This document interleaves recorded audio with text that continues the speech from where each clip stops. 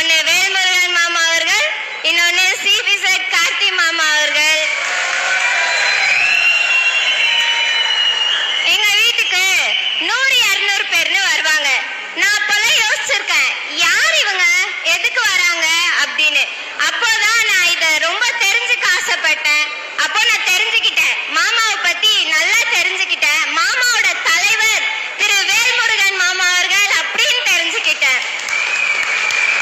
அவரை பத்தி இன்னும் தெரிஞ்சுக்கணும்னு ஆசைப்பட்டேன்.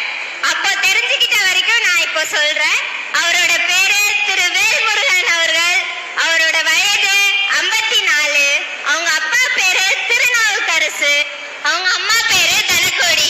இவரு புலியூர்ல பிறந்தாரு. இவருக்கு தமிழ் மேலையும் அரசியல் மேலையும் ரொம்ப ஆர்வம் இருக்குங்க. இவரை மாதிரி சட்டமன்றத்துல யாராலையும் குரல் கொடுக்க முடியாது.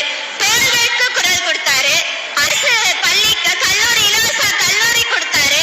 ஏன் இப்ப புதுசா பிக் பாஸ் வேண்டாம் அப்படின்னு குரல் கொடுத்தாரு.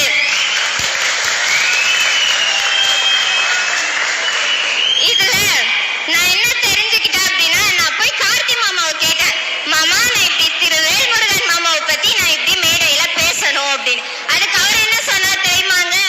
பேசுமா, உனக்கு தெரிஞ்சதை நீ பேசு அப்படின்னு சொன்னாரு. இதுல நான் என்ன தெரிஞ்சுக்கிட்டேன் அப்படின்னா, பிக் பாஸ் அப்படின்றது ரொம்ப மோசமா போயிட்டு இருக்குங்க நம்ம தமிழ்நாட்டுல. அதனால இப்போ இன்றைய முதலமைச்சர் அவர்களுக்கு எனது சார்பாகவும், நான் படிக்கும் அரசு மகளிர் மேல்நிலையின் பள்ளியின் சார்பாகவும் இந்த பிக் பாஸ் எங்களுக்கு வேண்டாம் அப்படின்னு நான் கேட்டுக்கிறேன்.